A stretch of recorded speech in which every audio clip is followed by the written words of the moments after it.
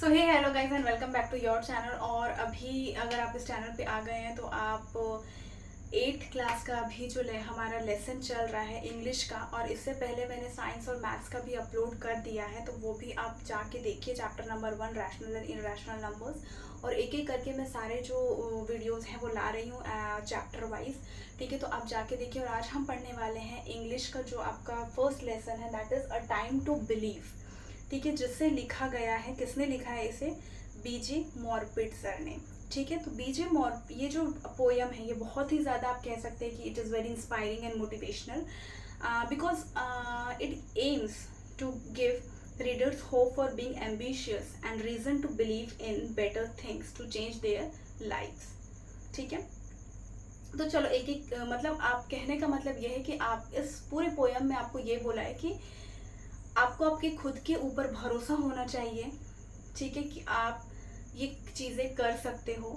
ठीक है, अगर कभी लाइफ में ऐसा दिखे कि भाई मैं फेल हो रहा हूँ, तो आपको ये ध्यान में रखना है कि हर दिन सूरज उगता है, हर दिन रात भी होती है, पर सूरज उगता ही उगता है। ऐसा तो नहीं है कि वो रात में ही रह जाता है।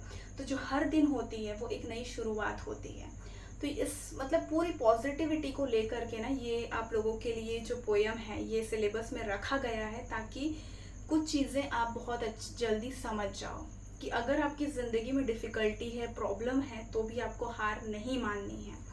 ठीक है, आपको आपके अंदर सेल्फ कॉन्फिडेंस होना चाहिए कि हाँ, इस चीज़ को मैं अचीव कर सकता हूँ। आपको वैसे सपने देखने हैं जो आप अचीव नहीं कर सकते हैं, क्योंकि जब आप वैसे सपने देखेंगे तो आप में क्या आएगा, बहुत ज़्यादा जुनून आएगा और आप उस सपनों को पूरा कर सकते हो। ठीक है, तो स्टैंजा 1 हम देख लेते हैं सबसे पहले। To believe is to know that every day is a new beginning. Is it sorry is to trust that miracles happen and dreams really true come true। ठीक है, तो मैं आप लोगों को हिंदी में ये बता देती हूँ कि यहाँ पे जो पोएट है वो ये चाहता है कि हम ये बिलीव करें कि एक दिन सब चीज़ क्या हो जाएगा, अच्छा हो जाएगा। और हर दिन there is a new day every day to begin. अगर आप हार गए हो, नहीं कर पा रहे हो, तो हर दिन क्या होता है, आपकी नई शुरुआत होती है। आप नए तरीके से फिर से उस चीज़ को शुरू कर सकते हैं। ठीक है, and one may not know but help could arrive from any place where one would have never imagine. और आप जहाँ से सोचे भी नहीं होंगे ना, कभी कभी क्या होता है, मिरेकल भी हो जाता है, वहाँ से आपको मदद मिल जाती है। One should not let their dreams die. ठीक है, because their dreams will come true. और अपने जो सपने हैं उनको आप कभी भी मरने मत दो, क्योंकि जो ड्रीम्स होते हैं वो सच होते हैं। ठीक है, तो ये स्टेंजा आपको क्या बोल रहा है, बहुत ज़्यादा पॉजिटिविटी दे रहा है। ये आपको यही बोल रहा है कि हाँ, एक दिन सबसे सब कुछ अच्छा हो जाएगा। हर दिन क्या होता है, एक न्यू शुरुआत होती है। ठीक है, और ये क्या बोल रहा है कि यहाँ पे जो ड्रीम्स हैं, आप सपने देखना मत छोड़ो, क्योंकि सपने सच होते हैं। और आपको क्या पता कि उन सपनों को सच करने के लिए कोई आपकी मदद के लिए कब आ जाए। राइट, तो ये स्टेंजा का ये मतलब है। अब हम देख लेते हैं stanza 2। To believe is to see angels dancing among the clouds, to know the wonder of a stardust sky and the wisdom of the man and the moon. ठीक है, तो यहाँ पे हमें क्या बोल रहा है, ये जो स्टेंजा है ये बहुत ही ज़्यादा इम्पोर्टेंट है। इसमें हमें ये बताया जा रहा है कि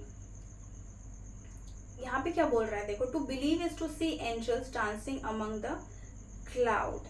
इसका मतलब होता है कि अगर आप एंजल में बिलीव करते हो, एंजल में बिलीव करते हो, तो आपको क्या होगा, जो हमारे आसमान होते हैं, हमारे बादल होते हैं, उनमें आपको जो एंजल्स होती है, यहाँ पे एंजल का मतलब आप ले सकते हो कि परी, छोटी सी प्यारी सी गुड़िया टाइप की होती है ना, वो आपको डांसिंग करते हुए नजर आएगी। पर शर्त है कि इसके लिए आपको पहले क्या करना पड़ेगा, बिलीव करना पड़ेगा कि हाँ, बादलों में, आसमान में क्या होते हैं, एंजल्स होते हैं। If one believes in angels, then they can probably see them dancing in the skies, right? In other words, belief can help one see clearly whatever they believe in. If he believes in horoscope or falling stars, then he can observe the skies. अब अगर आप देखा है, कभी कभी हम बोलते हैं कि तारे गिर रहे हैं। अगर आप इस चीज़ में बिलीव कर रहे हो, आप होरोस्कोप में बिलीव कर रहे हो, तो आपको ये बिलीव करना पड़ेगा कि हाँ, आसमान भी है। आसमान है तभी तो वो क्या हो रहे हैं, जो हमारे स्टार्स हैं वो गिर रहे हैं। राइट, एंड यहाँ पे अब देखो क्या बोल रहा है, to know the wonder of a stardust sky. इसका मतलब ये है कि अगर आप स्काई में बिलीव करते हो तो ही आपको जो फॉलिंग स्टार्स हैं और जो हॉरोस्कोप है वो नजर आएंगे। ठीक है, ही कैन प्रोबेबली, अगर आप सोचते हो कि मून में यानी कि चांद में आदमी चांद है, तो आपको ये भी बिलीव करना, आप ये बिलीव कर लोगे कि चांद में आदमी भी हो सकता है। ठीक है, here the poet wants us to know that if one believes in something then they can say it। यहाँ पे पोएट हमें यही बोल रहा है कि अगर आप किसी भी चीज को बिलीव करते हो तो आप उस चीज को देख भी सकते हो। आप अगर आज सपना देख रहे हो कि आईएएस आप हो जाओगे, आप आईएएस बनोगे, डॉक्टर बनोगे, आप एक गेम इंजीनियर बनोगे, आप एक गेम डिजाइनर बनोगे, तो आप उस सपने को पूरा कर सकते हो और देख भी सकते हो। ठीक है, now stanza number 3, to believe is to know the value of a nurturing heart, the innocence of a child eyes and the beauty of an ageing hand, for it is through their teachings we learn to love. इसका मतलब क्या हो रहा है कि हर किसी को, one must believe in the goodness of human nature. Goodness यानी कि अच्छाई, जो ह्यूमन है उसमें अच्छाई होती है, और कई लोग हैं जो आपको हेल्प करने के लिए आएंगे क्योंकि उनका जो दिल है वो बहुत ज़्यादा अच्छा है। ठीक है, और वो आपसे जब वो हेल्प करेंगे वो आपसे इन रिटर्न कुछ मांगने नहीं वाले हैं। आपको ये बिलीव करना पड़ेगा कि इस यूनिवर्स में अच्छे लोग भी हैं जो आपकी मदद के लिए आएंगे, वो और इन रिटर्न वो आपसे कुछ भी नहीं मांगने वाले हैं। Similarly, a child's eyes show the glimmer of innocence and hope। यहाँ पे देखो सेकेंड पॉइंट क्या बोल रहा था, innocence of a child eyes।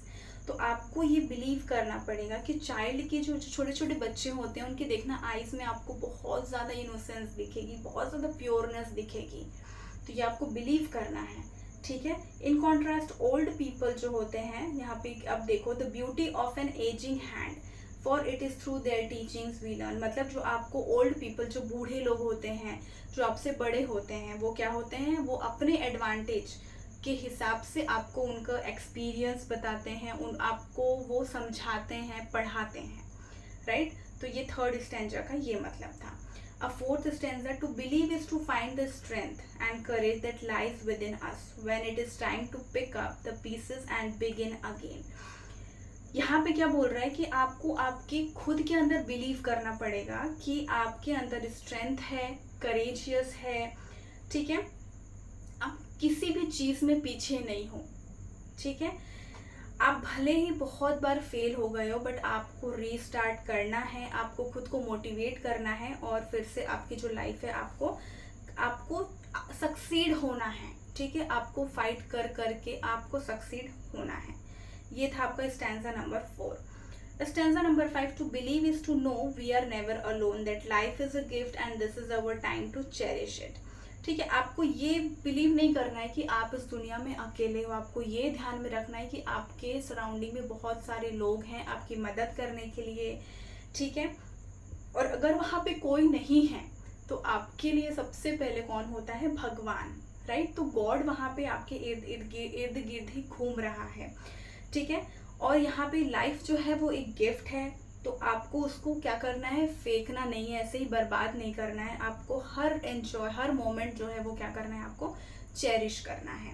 Now stanza number 6, to believe is to know that wonderful surprises are just waiting to happen, that all our hopes and dreams are within reach if only we believe. अब यहाँ पे क्या बोल रहा है कि आपको ये बिलीव करना है कि आपके लिए वंडरफुल सरप्राइजेस जो हैं वो होंगे, वो वेट कर रहे हैं। ठीक है, पर वो ज़रूर होंगे। ठीक है, हमें हमारे होप्स और जो ड्रीम्स हैं उनको ऐसे ही फेल नहीं करना है गलत रास्ते में जा कर के। ठीक है, आपको ये ध्यान में रखना है कि आप जो पढ़ाई कर रहे हो, आपके जो एक्शंस हैं वो आपको कहीं ना कहीं लेके जाने वाले हैं इस दुनिया में। ठीक है, और हमें उसे चीज़ पे फोकस करना है जो हम पाना चाहते हैं। ठीक है, तो अब देख लेते हैं कि मतलब ये मोटा मोटी आप कह सकते हैं कि दिस इज मोटिवेशनल इंस्पिरेशनल पूरा पोयम है कि आपको आपके अंदर बिलीफ लाना है, आपको किसी और पे भरोसा ना करके खुद पे भरोसा करना है, आपके अंदर सेल्फ कॉन्फिडेंट होना चाहिए। अगर आपकी लाइफ में कोई प्रॉब्लम आ भी गई है तो उस चीज़ से भागना नहीं है, उस चीज़ को क्या करना है, आपको टैकल करना है, उसके मतलब कह सकते हैं ना कि खड़े रहना है, बिल्कुल आपको हार नहीं माननी है। ठीक है, तो कंक्लूजन हम देख लेते हैं। Title of this poem, a time to believe, refers to the present moment which is the best time to start trusting oneself. आप जो अभी का जो आपका जी रहे हो, अभी जो लाइफ आप जी रहे हो, आपको इसी लाइफ को क्या करना है, ट्रस्ट करना है। ठीक है, और ये आपको मानना है कि ये जो मैं लाइफ अभी जी रहा हूँ वही क्या है, बहुत ज़्यादा बेस्ट टाइम है। The poem deals with the power of belief and cherishing the things that matter to us. Throughout the poem, Morbitzer talks about a variety of ideas that we should know and value. Okay? तो ये था उस poem का explanation. ठीक है, I hope आपको जो explanation है वो बहुत अच्छे से समझ में आया होगा। अब इसका जो एक्सरसाइज है वो मैं आप लोगों के लिए नेक्स्ट वीडियो में लाऊंगी, और आई होप कि आप लोगों को बहुत अच्छे से, मतलब जो मोटा मोटी स्टोरी का जो होता है ना, कोई कोई बच्चे होते हैं ना जिनको इंग्लिश इतनी नहीं समझ में आती है, पर हिंदी अगर उनको समझ में आ जाएगी ना, तो वो हिंदी में अपनी लैंग्वेज में ना इस चीज़ को बहुत अच्छे तरीके से लिख सकते हैं।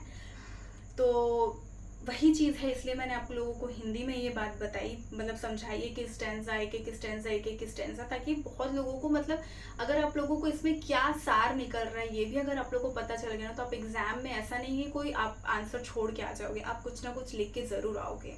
राइट, तो अगर आप लोगों को ये वीडियो अच्छा लगा तो चैनल को सब्सक्राइब जरूर करें। और अगर आप लोगों को इंग्लिश साइंस और मैथ्स का भी आप लोगों को अगर first chapter, second chapter, third chapter का वीडियो देखना है विद एक्सरसाइज, वो भी मैंने इसमें डाला हुआ है, तो प्लीज़ आप लोग मतलब देख सकते हैं, इसी चैनल पे है। और अगर आप लोगों को इंग्लिश सीखनी भी है, क्योंकि मैं इस चैनल पे इंग्लिश ग्रामर के जो नाउन, प्रोनाउन, फिर वर्ब जो होते हैं, इंटरजेंक्शंस, उसके बाद आपका हो गया अपना एक्टिव, पैसिव वॉइस, वो सारी चीज़ें मैंने इसमें डाली हुई है। तो आप लोग देखिए और बहुत सारा प्यार दीजिए, क्योंकि ये वीडियो बनाने में ना बहुत ज़्यादा टाइम लगता है। मेरी आप लोग को मैं बता दूँ, मेरी 1.5 साल की बेटी है, तो वो अभी रात के 11:30-12 बज रहे हैं, वो सो गई है, तब मैं इस वीडियो को रिकॉर्डिंग कर रही हूँ, ताकि वो मुझे डिस्टर्ब ना करे, क्योंकि सवेरे तो वो मुझे छोड़ती ही नहीं है। तो आई होप आप लोग इसको वैल्यू करेंगे और मेरे चैनल को सब्सक्राइब करेंगे। तब तक के लिए गुड नाइट, श्री शिवाय, नमस्ते।